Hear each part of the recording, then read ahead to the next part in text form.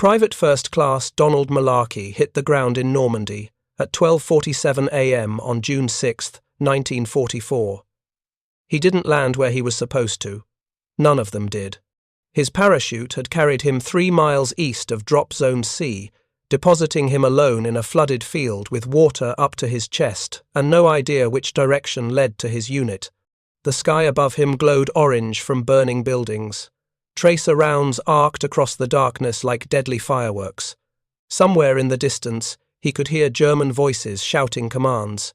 Malarkey was a member of Easy Company, 2nd Battalion, 506th Parachute Infantry Regiment, 101st Airborne Division. His regiment had trained for 18 months for this moment. They'd practiced night jumps, live fire exercises, and street fighting in mock French villages built in English fields. They'd memorized maps of Normandy until they could navigate the bocage hedgerows blindfolded. They'd been told their mission was straightforward: jump behind Utah Beach, secure the causeway exits, prevent German reinforcements from reaching the coast. But standing chest-deep in that flooded Norman field at 1 a.m, listening to machine gun fire echo across terrain he didn't recognize, Malarkey understood that everything they'd been told about this operation was already wrong. The 506th Regiment's D-Day jump. If you're enjoying this deep dive into the story, hit the subscribe button and let us know in the comments from where in the world you are watching from today. Would become one of the most chaotic airborne operations in military history. Of the 6,400 men who jumped that night, fewer than 1,500 would assemble at their designated rally points within the first 6 hours. Equipment bundles carrying machine guns, mortars, and radio sets would be scattered across 30 square miles of enemy territory. Entire companies would spend the invasion's first day searching for each other, while German infantry hunted them through the hedgerows. Yet somehow, despite the catastrophic dispersion, despite losing nearly 2/3 of their heavy weapons, despite facing German units that weren't supposed to be anywhere near the drop zones, the 506th would accomplish its mission. The causeway exits would be secured, German reinforcements would be delayed, and the men of the 101st Airborne would hold their positions against counterattacks that should have overwhelmed their scattered, under-strength units. What made this possible wasn't superior planning or better equipment. American paratroopers jumped with the same unreliable parachutes, the same faulty navigation equipment, and the same optimistic intelligence estimates that plagued every airborne operation in World War II. What saved the 506th Regiment on D-Day was something the training manuals never mentioned and the mission planners never accounted for. When every plan collapsed and every assumption proved wrong, individual soldiers stopped following orders that no longer made sense and started making decisions that shouldn't have worked but did. The road to Normandy began 16 months earlier, in a place that couldn't have been more different from French farmland. On February 15, 1943, the newly activated 506th Paracrate Infantry Regiment arrived at Camp Toccoa, Georgia, a hastily constructed training facility carved out of pine forest in the Appalachian foothills. The men who stepped off the trains that day came from every corner of America. Factory workers from Pennsylvania, farm boys from Iowa, college students from California, all volunteers who'd chosen the paratroopers for the extra $50 per month jump pay and the prestige of wearing silver wings. They had no idea what they were volunteering for. The American airborne program in early 1943 was essentially experimental. Germany had proven the concept of vertical envelopment during their invasion of Crete in May 1941, dropping thousands of Burzis paratroopers to capture strategic airfields. But that operation had also demonstrated the vulnerability of airborne forces. German casualties on Crete exceeded 30%, and Hitler had been so shaken by the losses that he never authorized another large-scale parachute assault. The American Army Air Forces and Army Ground Forces were betting that massed airborne drops could work if executed properly. The theory was elegant. Drop paratroopers behind enemy lines to seize key terrain, disrupt communications, and create chaos in the enemy rear. Follow up with glider-borne infantry carrying heavier weapons. Link up with ground forces pushing inland from amphibious landings. The problem was that nobody had actually done this successfully at division scale. The training program designed to prepare the 506th for this theoretical mission was brutal by intention. Colonel Robert Sink, the regiment's commanding officer, believed that airborne soldiers needed to be physically superior to regular infantry. They'd be jumping into combat, loaded with 70 to 90 pounds of equipment, fighting outnumbered until relieved, and operating with minimal artillery or armor support. Weakness wasn't an option. The centerpiece of Tokoa training was Mount Currahee, a 1,600-foot mountain that loomed over the camp. Every morning before breakfast, the entire regiment ran to the summit and back, a 6-mile round trip with 1,200 feet of elevation gain. Men who couldn't complete the run in under 50 minutes were recycled to start training over. Those who failed 3 times were transferred out of the airborne entirely. Private First Class Carwood Lipton, who would later become Easy Company's first sergeant, remembered the first Currahee run clearly decades later. Halfway up the mountain, his lungs burning and legs cramping, he watched 3 men ahead of him simply stop running and collapse on the trail. They weren't injured or sick. They'd just quit. One of them was crying. Lipton kept running because stopping seemed worse than the pain, but he understood those men's decision. Currahee wasn't designed to be survivable. It was designed to identify who would keep moving when their body screamed to stop. Beyond physical conditioning, the 506th training emphasized night operations, small unit tactics, and weapons proficiency far exceeding standard infantry requirements. Paratroopers were expected to be expert riflemen, capable of field stripping and firing any weapon they might encounter, American or German. They practiced navigation without compasses, using only the stars and terrain features. They learned to communicate with hand signals because radios would likely be lost or broken during the jump. Most critically, they trained to operate independently. Unlike conventional infantry that fought as part of larger units with clear chains of command and fire support, paratroopers had to assume they'd be scattered across miles of enemy territory, cut off from higher headquarters, and forced to accomplish their mission with whatever men and weapons they could gather.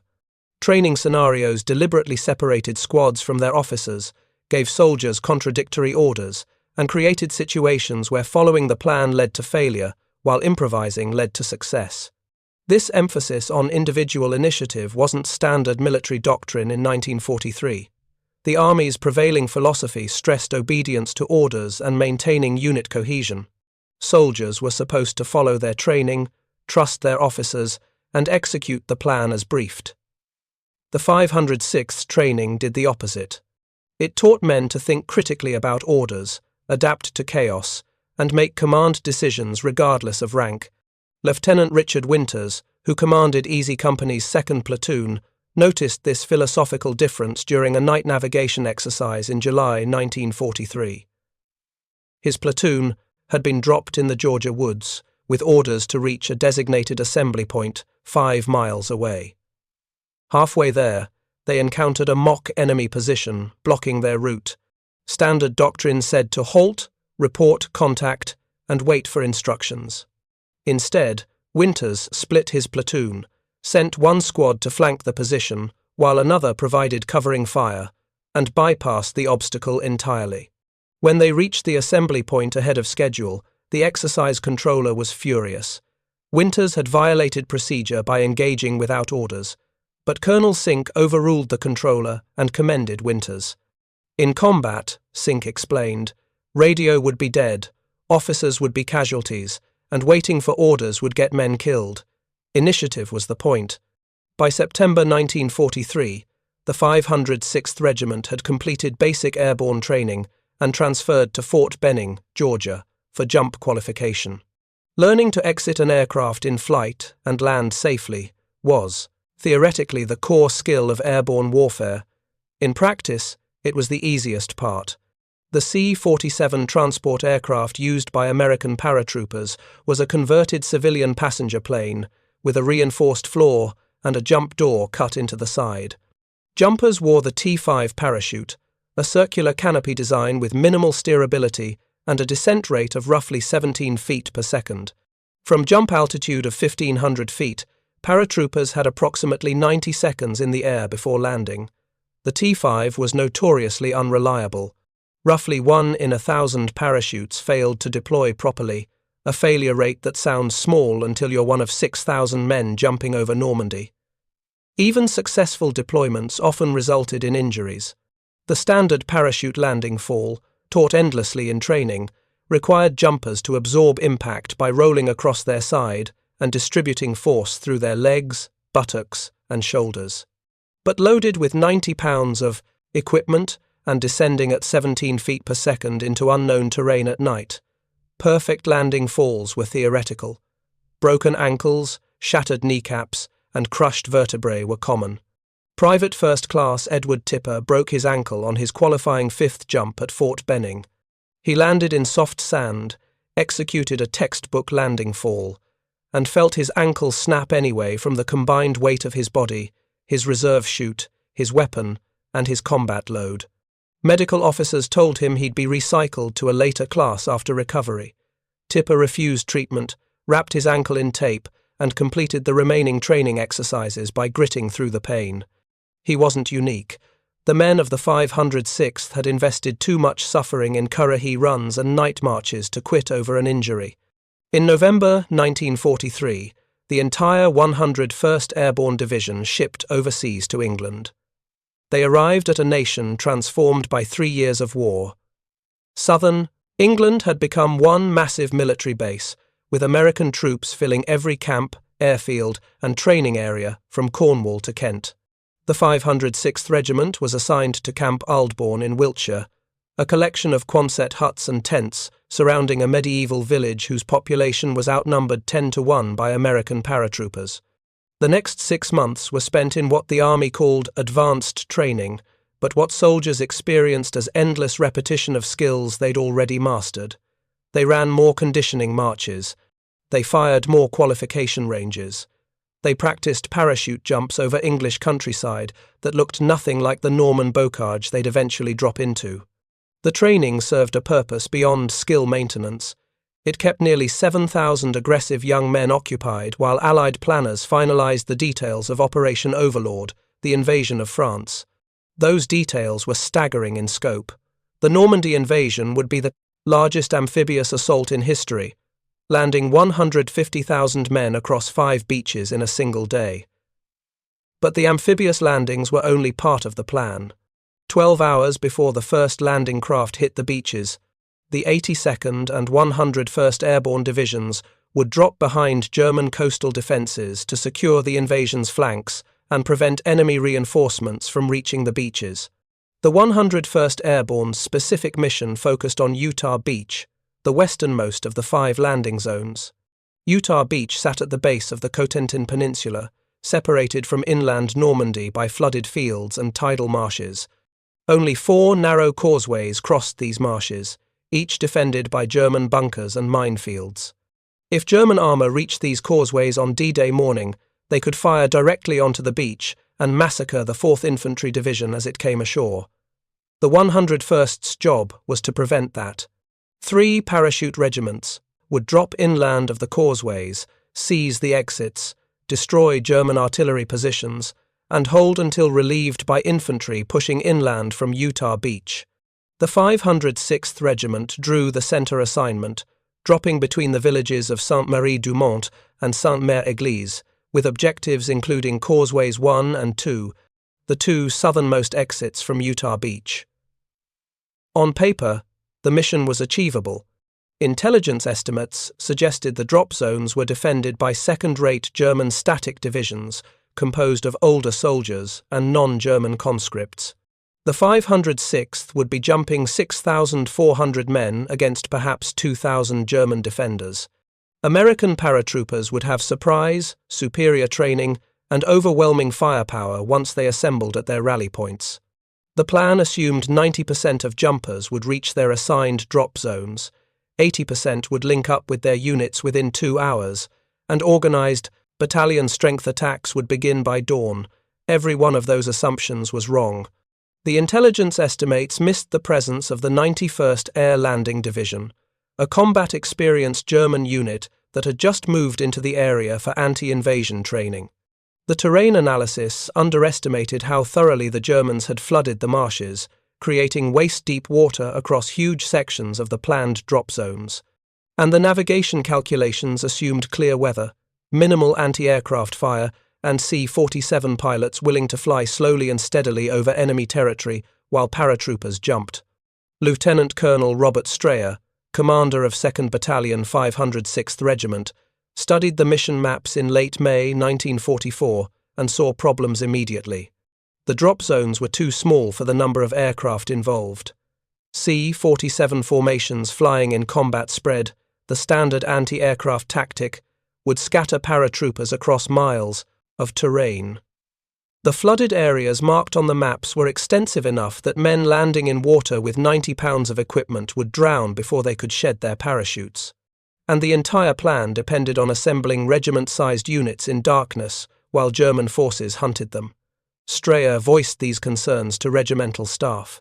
He was told the plan was finalized and would not change. The British had tried a similar operation in September 1943, dropping the First Airborne Division to capture bridges at Arnhem in Holland. That operation, later known as Market Garden, had been a catastrophe. British paratroopers had landed scattered and disorganized, missing their objectives while German armor counterattacked. Over 7,700 men had been killed, wounded, or captured. American planners studied Market Garden and concluded that the British had executed poorly. American paratroopers, better trained and more aggressive, would not make the same mistakes. On June 4, 1944, the 506th Regiment moved to airfields across southern England and boarded their assigned aircraft. Private Donald Malarkey's stick, the 17 men who would jump from the same C-47, spent their last hours before takeoff playing cards, writing letters, and trying not to think about what was coming. Some men were quiet. Others couldn't stop talking. A few vomited from nerves. Chaplains moved between aircraft offering final prayers. Nobody slept. The planes took off after sunset on June 5th, forming into massive V-shaped formations that stretched across the darkening sky. Malarkey's aircraft was part of a stream of 822 C-47s carrying the 101st and 82nd Airborne Divisions to Normandy. The flight across the English Channel took 90 minutes, the aircraft flying at 1,500 feet in loose formation. As they approached the French coast, pilots descended to 500 feet to avoid radar detection and accelerated to avoid anti-aircraft fire. Both decisions would prove catastrophic for the paratroopers in the cargo bays. The German coastal defences around Normandy included hundreds of anti-aircraft batteries positioned to engage low-flying aircraft. As the C-47 formations crossed the coast, they flew directly into this defensive fire. Tracer rounds and flak bursts filled the sky. Pilots took evasive action, breaking formation and taking violent maneuvers to avoid being hit. Inside the aircraft, paratroopers wearing 90 pounds of equipment were thrown against walls and each other as planes banked hard and dove toward the deck. Multiple aircraft were hit and went down in flames. Others took damage that sent them off course or caused them to accelerate past safe jump speeds. The careful navigation that had brought the formations across the channel dissolved into chaos as each pilot focused solely on survival. Jump lights, the signal that told paratroopers when to exit the aircraft, came on at random intervals as pilots desperately tried to get their human cargo out before their planes exploded. Malarkey's stick jumped at 12:32 a.m., 14 minutes early and 3 miles east of their designated drop zone. He remembered the sensation of being pulled from the aircraft by his static line, the parachute deploying with a violent jerk, and then silence as he drifted down through smoke and darkness. He could see other parachutes around him, white canopies illuminated by fires on the ground. He couldn't tell if they were American or German. Both sides were jumping paratroopers that night. He landed in the flooded field and immediately went under. The water was deeper than he'd expected, over his head, and the parachute dragged him sideways as wind caught the canopy. He pulled his reserve parachute activation handle, not to deploy it, but to release the heavy reserve from his chest so he could reach his main parachute harness.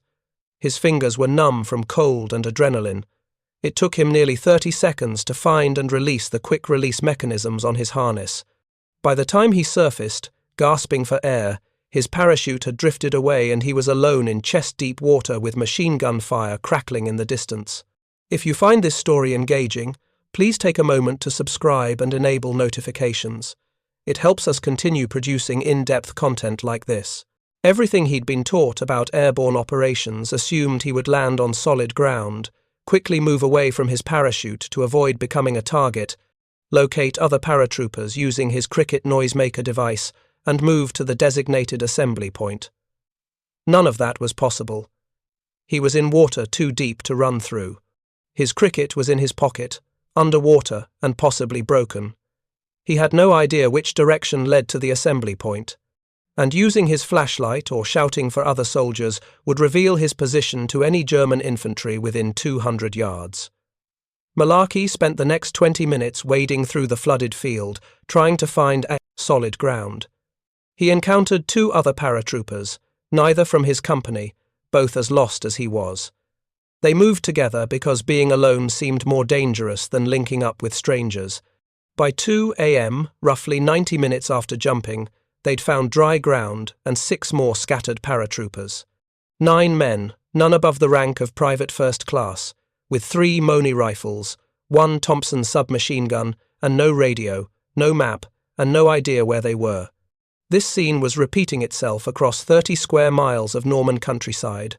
Small groups of paratroopers were coalescing in the darkness, trying to determine their location and find their units. The carefully planned battalion assembly areas sat empty. The equipment bundles, carrying crew-served weapons, had been scattered so thoroughly that most units would never recover them. Officers who'd spent months studying the terrain maps were just as lost as their men, because the moonlit landscape below didn't match the photographs they'd memorized.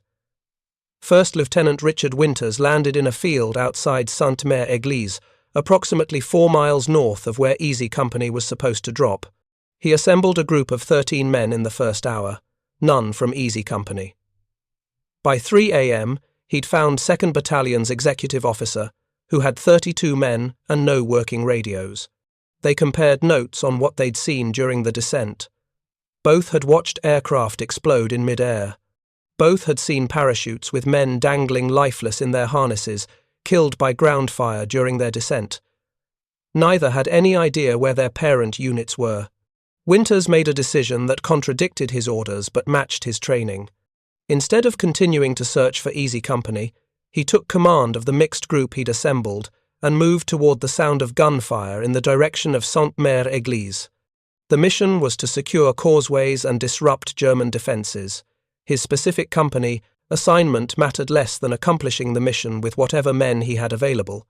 This calculation, repeated by dozens of junior officers and senior enlisted men across the drop zone, saved the operation. The 506th Regiment's plan had assumed battalion-sized units attacking coordinated objectives.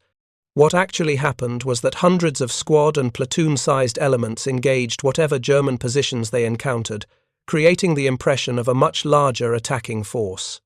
German commanders received reports of American paratroopers everywhere, attacking from multiple directions simultaneously.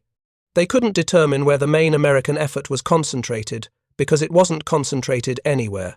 The chaos that had shattered the 506th's organization created equal chaos for German defenders trying to coordinate a response. By dawn, on June 6th, roughly 6 hours after the drop, the 100 First Airborne Division had achieved a bizarre kind of success. Fewer than 1,500 paratroopers had reached their designated assembly points. Over 4,000 men were scattered across the countryside in groups ranging from 3 soldiers to 300. Nearly 2,000 more were casualties, killed during the jump, drowned in flooded fields, or captured while isolated and unable to resist. The division had lost most of its heavy weapons, nearly all its radios, and effective command and control above company level. Yet, somehow, the mission objectives were being accomplished. Small groups of paratroopers had seized 3 of the 4 causeways leading from Utah Beach. German artillery positions identified in pre-invasion intelligence had been attacked and destroyed by ad hoc units that happened to stumble across them. The village of Sainte-Mère-Église, a key road junction, had been captured by elements of the 505th Regiment, who'd missed their drop zone by 4 miles and decided to attack the ATN, nearest German-held town they could find. The defence in depth that German commanders had constructed to stop the invasion had been penetrated not by coordinated assaults, but by hundreds of individual actions that kept German units reacting rather than counter-attacking. Lieutenant Colonel Strayer, who'd voiced concerns about the plan weeks earlier, spent D-Day morning trying to gather his scattered battalion. By 8 a.m., he'd located 215 men from 2nd Battalion, roughly 40% of those who'd jumped. Most had lost their equipment bundles. They had no mortars, no machine guns, and no medical supplies beyond individual first aid kits. A conventional battalion commander would have reported his unit combat ineffective and waited for reinforcements. Strayer instead organised his 200 men into 4 under-strength companies and moved toward his assigned objective, Causeway 2. En route, he encountered a German strongpoint consisting of 2 machine gun nests and an 88mm anti-tank gun positioned to fire down the causeway. Standard doctrine called for infantry to suppress the position with machine gun fire, while mortars provided indirect fire support, followed by a flanking assault. Strayer had no machine guns and no mortars. He had riflemen and 1 functioning bazooka. What happened next was improvisation that shouldn't have worked. Strayer sent 1 company to create a diversion by firing at the German position from the front, drawing return fire. While the Germans focused on that threat, he moved his other 3 companies through drainage ditches and hedgerows to attack from 3 different directions simultaneously. The bazooka team knocked out the 88mm gun with their first shot. Rifle fire suppressed the machine gun nests. Within 20 minutes, the strongpoint was overrun with minimal American casualties. This engagement was tactically insignificant. 2 German machine gun crews and an anti-tank gun crew were killed or captured. The strategic impact was enormous. Causeway 2 was now secured, which meant the 4th Infantry Division landing on Utah Beach had a clear route inland. Strayer's 215 men, less than half a battalion, had accomplished their mission despite losing most of their equipment and never assembling at their designated rally point. Similar scenes played out across the 100 First Airborne's operational area throughout June 6th. At Brecourt Manor, Lieutenant Winters led 13 men in an assault on 4 German 105mm howitzer positions that were firing directly onto Utah Beach. His tiny force destroyed all 4 guns using tactics improvised during the attack itself, changing the plan multiple times as they encountered unexpected resistance. The assault became a textbook example of small unit leadership taught at West Point for the next 80 years. At Causeway 1, Captain Clarence Hester assembled 37 men from 3 different companies and held off repeated German counterattacks for 11 hours, despite having no anti-tank weapons and less than 100 rounds per man. When German armour finally pushed through their position, Hester's men had delayed the counterattack long enough for American armour from Utah Beach to arrive and drive the German tanks back. At the village of Angerville-aux-Plaines, 2 medics from the 501st Parachute Infantry Regiment set up an aid station in a church and treated 78 wounded soldiers, both American and German, while a firefight raged outside. They worked for 30 hours straight without relief, performing emergency surgery with aid station supplies designed for basic first aid. When the fighting moved away from the village on June 7th, both medics were still on their feet, and 61 of the 78 wounded men they'd treated survived. The strategic success of the airborne drop had less to do with achieving specific objectives and more to do with creating sustained chaos behind German lines. Field Marshal Erwin Rommel, commanding German forces in Normandy, had warned Hitler that any Allied invasion must be defeated on the beaches within the first 24 hours. Once Allied forces established a beachhead with supplies and reinforcements flowing ashore, German counterattacks would become progressively more difficult. Rommel's plan called for immediate armoured counterattacks against any landing, hitting the invasion force while it was still vulnerable on the sand. Those counterattacks never materialised on D-Day because German commanders couldn't coordinate a response. Radio networks were jammed or cut. Roads were interdicted by small groups of American paratroopers who appeared, attacked, and vanished. Intelligence reports suggested American forces were everywhere in battalion strength, when in reality they were nowhere in more than company strength. By the time German armor finally organized coherent counterattacks, on June 7th and 8th, American forces from Utah Beach had pushed inland and linked up with the scattered airborne elements. The cost of this success was horrific. The 506th Parachute Infantry Regiment jumped 6,400 men into Normandy on June 6th.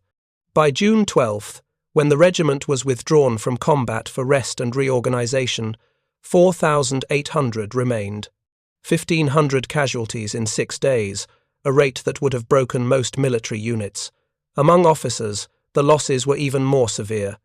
Easy Company jumped with 8 officers. 5 were killed or wounded in the first week. 2nd Battalion lost 63% of its junior officers, mostly lieutenants and captains killed while leading small unit actions. Private Donald Malarkey survived the drop and the subsequent fighting, but lost 11 men from his platoon. Some died during the jump, drowned in flooded fields or shot during their descent. Others were killed in the hedgerow fighting that characterized the week following D-Day. A few simply vanished, last seen moving towards some objective and never accounted for.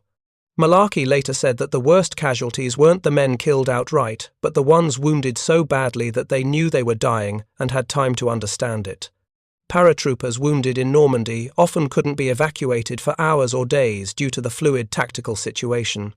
They died slowly in foxholes or temporary aid stations, attended by medics who had morphine and bandages, but no way to stop arterial bleeding or treat shock.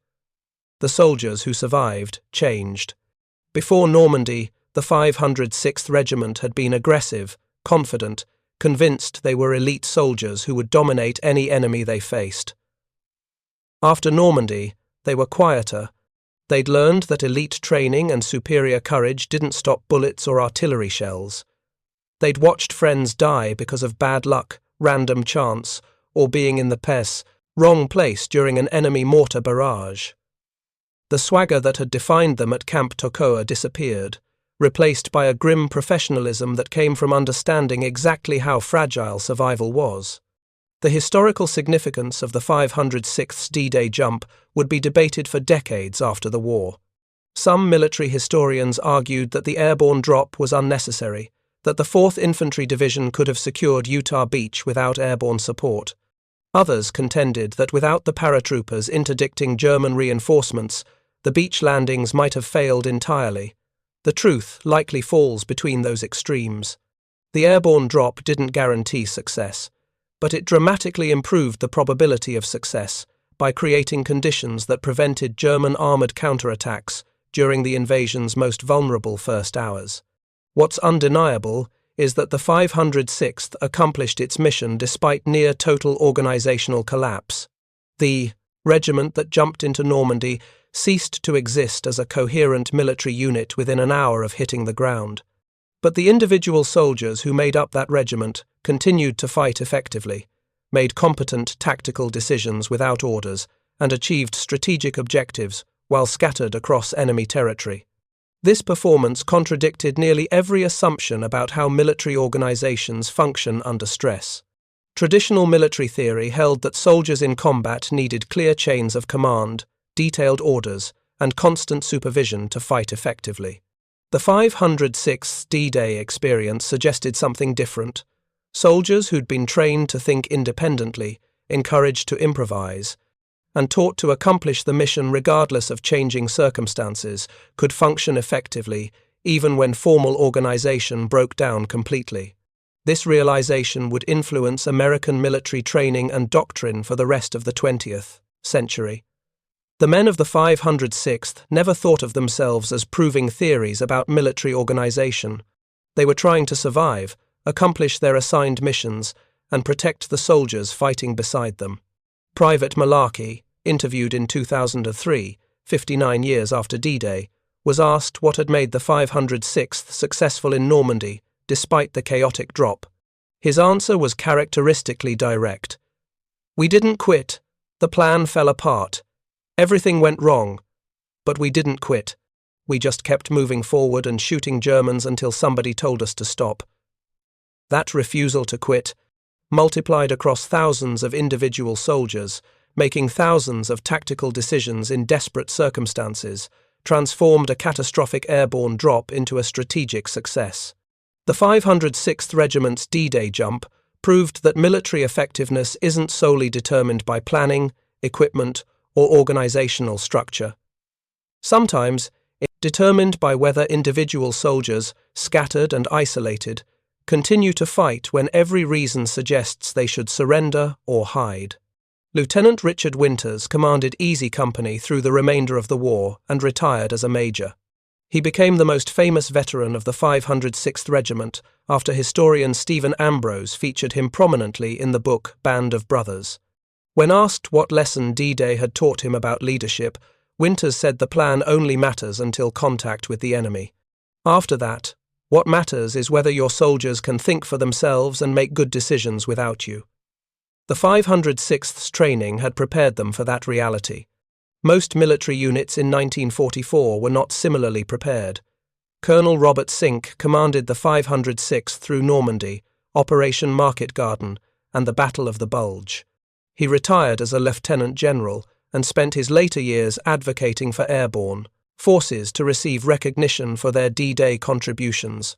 In a speech at the Army War College in 1969, he addressed the common criticism that the airborne drop had been poorly planned and nearly failed. His response captured the paradox of the operation perfectly. We did plan poorly. The drop was a disaster, and yet we accomplished every objective. That tells you something important about the men we trained. They succeeded despite our failures, not because of our brilliance. The bocage hedgerows where the 506th fought in those first days after D-Day are still there, now tourist sites with markers explaining what happened in each field and village. Veterans occasionally return, elderly men pointing out where they landed, where their friends died, where they held positions that seemed indefensible. The younger generations who visit these sites often ask the same question: how did you do it? How did you land, scattered and disorganized, outnumbered and outgunned, and still win? The veterans struggle to answer because the truth doesn't fit easy narratives about military glory or superior training. They won because they'd been taught that plans fail and officers die and missions still have to be accomplished. They won because some welder from Philadelphia or farm boy from Iowa or college student from California made a good decision in a moment of chaos, and that decision saved lives or secured an objective. They won because hundreds of such decisions, made by people whose names appear on no monuments, accumulated into strategic success. The 506th Parachute Infantry Regiment's D-Day jump became one of the most studied military operations in history, precisely because it succeeded despite violating every principle of sound planning. Modern military academies use it as a case study in leadership under chaos, small unit tactics, and mission command. Special Operations Forces reference it when explaining why they emphasize individual initiative over rigid adherence to orders. The doctrinal lessons drawn from Normandy influenced how America trained soldiers for Vietnam, Iraq, and Afghanistan. But for the men who actually jumped into Normandy on June 6, 1944, the operation's significance was simpler and more personal. They'd been asked to do something impossible. They'd done it, and they'd paid a price in dead friends that would haunt them for the rest of their lives. 60 years later, attending reunions and memorial services, they still struggled to explain why some men came home and others didn't. Training helped, equipment helped, but ultimately, survival was determined by factors too random to predict and too painful to dwell on. Private Donald Malarkey, who'd landed in that flooded field at 12:47 a.m., lived to age 96. He attended every regimental reunion he could reach, maintained contact with surviving Easy Company veterans, and occasionally spoke at schools about his war experience. When students asked him what D-Day had been like, he always gave the same answer: terrifying, chaotic, and over too quickly to process what was happening.